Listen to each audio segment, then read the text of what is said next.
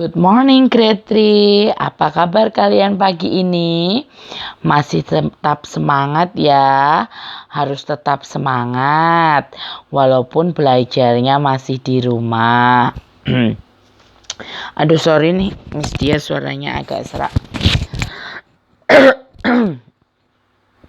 Nah, pembelajaran tema kita hari ini sudah sampai pada subtema yang baru, yaitu pada subtema 3.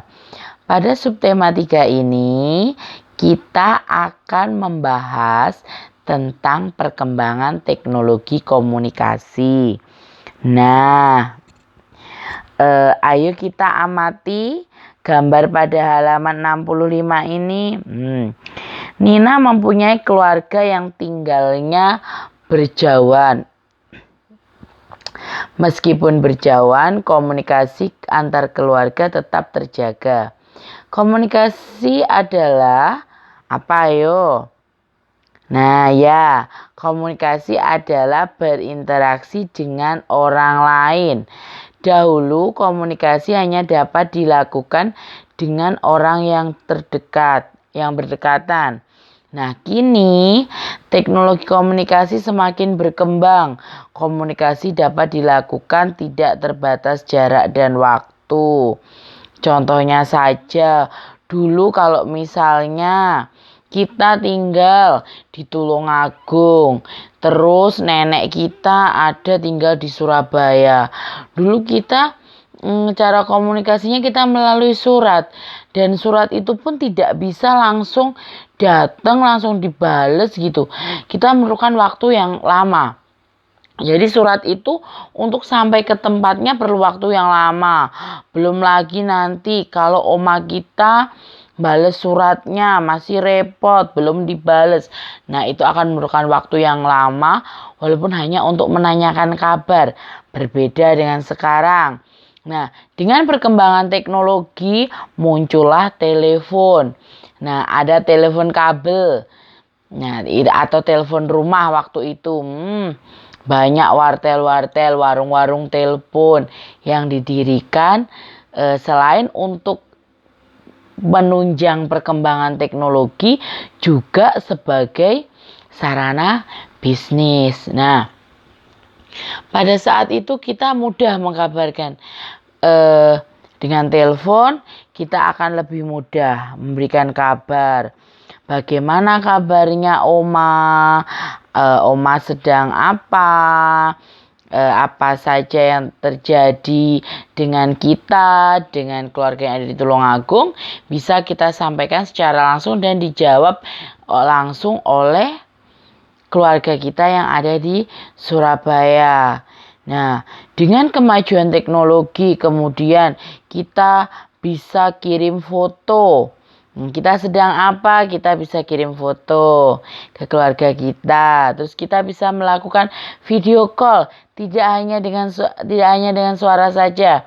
Namun kita bisa bertelepon menggunakan video call. Kita bisa tatap muka langsung walaupun keadaan jarak kita sangat jauh. Contohnya misalnya papa sedang tugas, ada kerjaan di Singapura. Kita ada di Tulungagung. Nah, kita bisa melakukan video call. Kita bisa melakukan tatap muka langsung. Kita bisa berbicara seperti kita sedang berhadapan-hadapan dalam satu ruangan. Nah, selain itu kalau kita bisa mengirim tugas melalui email, melalui surat elektronik. Nah, melalui surat ini mempermudah segala bentuk pekerjaan. Misalnya ada tugas, kita bisa kirim by email. Kalau memang waktunya sangat mepet. Selain itu kalau memang keadaannya tidak mendukung untuk kita bertatap muka langsung. Nah, contohnya sekarang ini kita Miss dan anak-anak tidak ada dalam satu ruangan, tapi Miss masih bisa berkomunikasi dengan kalian walaupun komunikasinya melalui WA, pinjam WA-nya mama atau papa, agar bisa berkomunikasi. Nah, kita manfaatkan perkembangan teknologi komunikasi ini dengan baik. Jadi, bisa kita gunakan untuk menunjang belajar kita. Misalnya kita mencari informasi, itu juga bisa. Nah, sekarang perhatikan gambar di bawah. Bagaimana cara keluarga Nina berkomunikasi dengan kerabatnya yang berjauhan? Coba ceritakan secara lisan.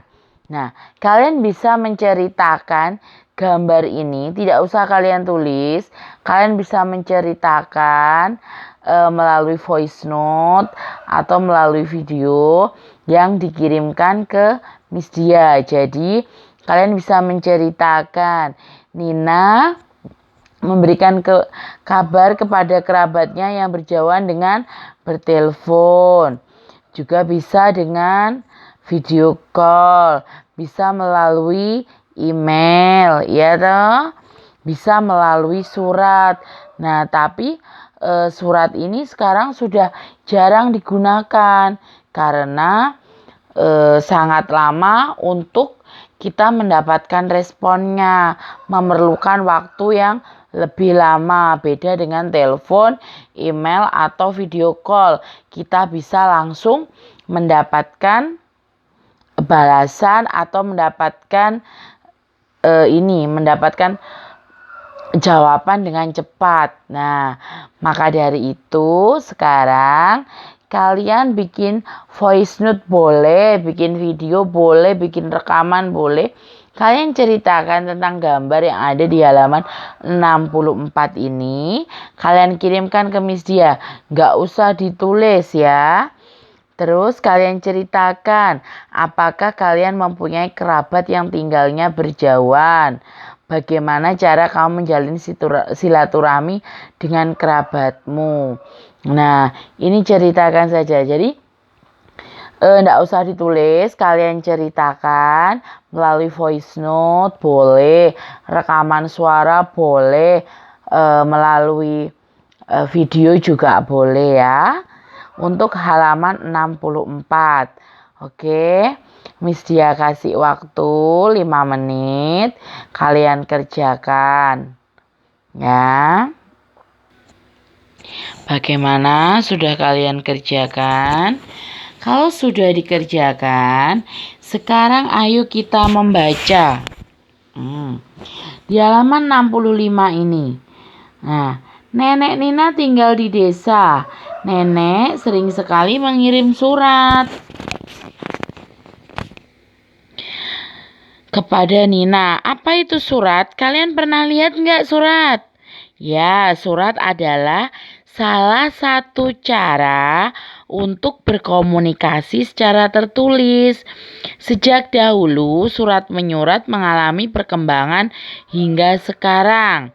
Nah, untuk mengetahui perkembangan apa saja dalam surat, dalam komunikasi tulisan ya, perkembangan komunikasi tulisan atau perkembangan surat menyurat, kalian bisa baca teks di halaman 65 yang ada di kotak biru.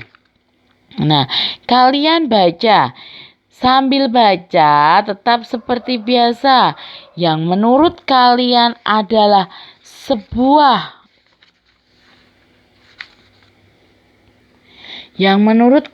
merupakan sebuah kalimat utama dalam paragraf tersebut, kalian garis bawahi ya. Nanti setelah kalian baca sambil kalian garis bawahi, setelah itu kalimat utama pada paragraf teks perkembangan komunikasi tulisan nanti kalian tuliskan pada tabel di halaman 66. Jadi sambil baca kalian garis bawahi atau kalian stabilo mana yang menurut kalian merupakan sebuah kalimat utama. Setelah selesai membaca, apa yang kalian garis bawahi tadi, kalian tuliskan pada kolom tabel kalimat utama sesuai paragrafnya ya, pada halaman 66. Oke. Bagaimana? Sudah selesai? Kalau sudah selesai, sekarang dibuka halaman 68. Kita lihat soal-soal di halaman 68. Kalian perhatikan poin 1. Nah, kita baca perintahnya. Bacalah paragraf berikut. Nah, kalian baca paragraf yang terdapat pada kolom kotak warna coklat atau kuning ya. Oke, warna coklat. Nah, setelah kalian baca, kalian kerjakan poin A. Tuliskan kalimat utama dari paragraf di atas. Nah, kalimat utama dari paragraf di atas itu apa? Kalian tulis. Nah, kemudian kerjakan poin B. Kalian kembangkan kalimat utama tersebut menjadi suatu paragraf dengan bahasamu sendiri. Setelah kalian mendapatkan kalimat utamanya, kalian bikin satu paragraf dengan bahasa sendiri menggunakan kalimat utama tersebut. Jadi kalian bikin cerita, kalian kembangkan tentang kalimat utama yang ada pada paragraf di atas. Misalnya berkomunikasi. Misalnya kalimat utamanya adalah orang-orang berkomunikasi menggunakan surat. Nah, kalian bisa mengembangkan menjadi satu paragraf dengan contoh seperti ini. Orang-orang dulu berkomunikasi menggunakan surat. Komunikasi menggunakan surat memerlukan waktu yang relatif lebih lama. Nah, untuk mengirim surat kita perlu menulis dulu isi surat yang akan kita sampaikan kepada kerabat kita yang jauh. Setelah itu kita harus menunggu beberapa saat agar surat ini atau kabar berita yang kita sampaikan sampai pada kerabat kita.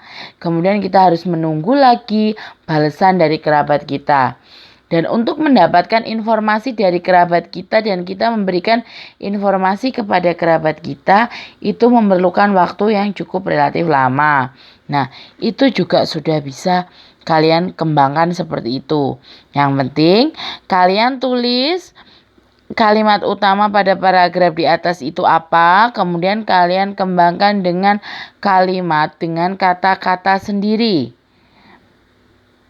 Jelek tidak apa-apa, salah tidak apa-apa. Yang penting kalian sudah mencoba, kalian sudah berusaha. Miss Dia akan menghargai proses kalian, bukan selalu menghargai pada hasil. Kalau proses kalian benar, hasil kalian benar, Miss Dia sangat senang. Tapi kalau hasil kalian benar tapi prosesnya kalian tidak tahu, ini baru tanda tanya, oke? Nah, sekarang kalian kerjakan dulu ya. Waktunya secukupnya. Oke. Nah, sudah selesai kan? Kalau sudah selesai, sekarang dibuka lagi halaman 67. Pada halaman 67 kita baca, ayo berkarya. Nina membalas surat nenek. Ia menulis surat pada kertas surat. Perhatikan kertas surat Nina. Bagian tepi surat Nina dihiasi motif yang indah. Motif hias tersebut termasuk motif dekoratif.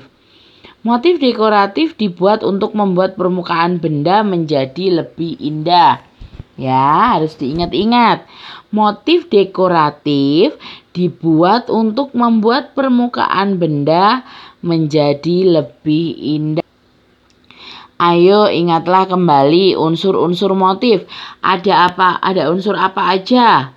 Yang pertama yaitu unsur garis, bidang, dan warna. Oke, kalian cukup mengingat itu. Kalian tidak usah membuat motif dekoratif, oke?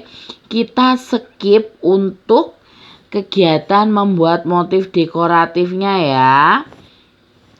Jadi, kalian harus mengingat-ingat saja motif hias. Motif hias itu termasuk pada motif dekoratif ya.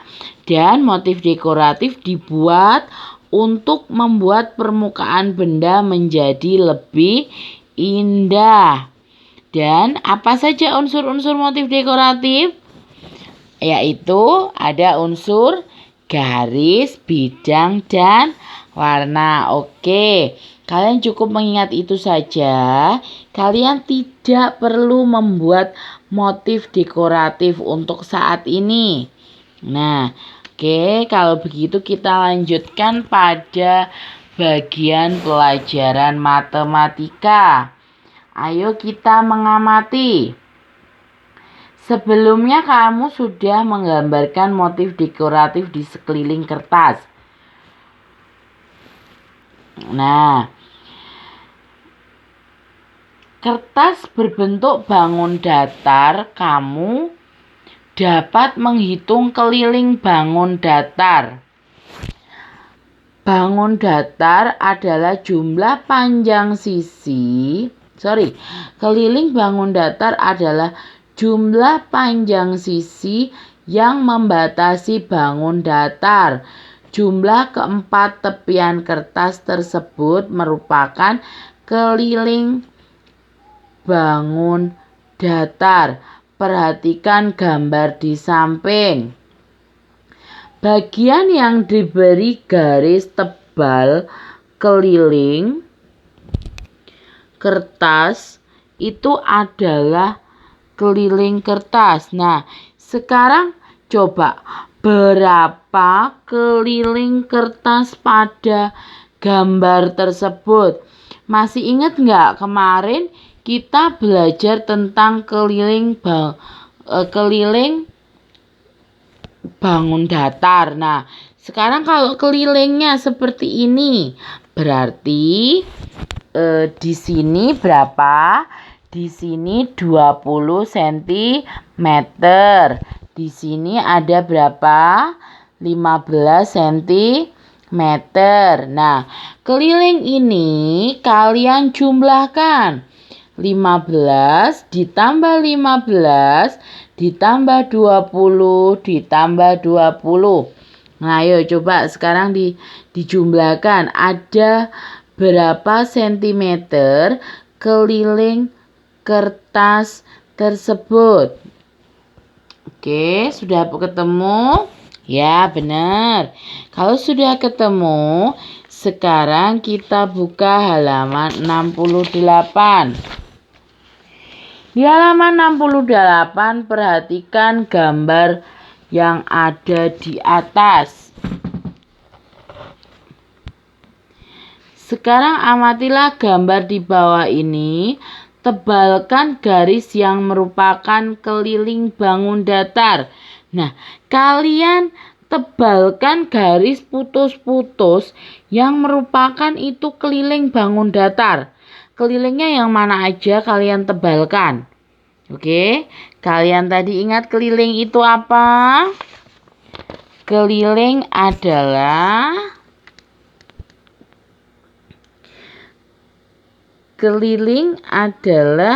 jumlah panjang sisi yang membatasi bangun datar.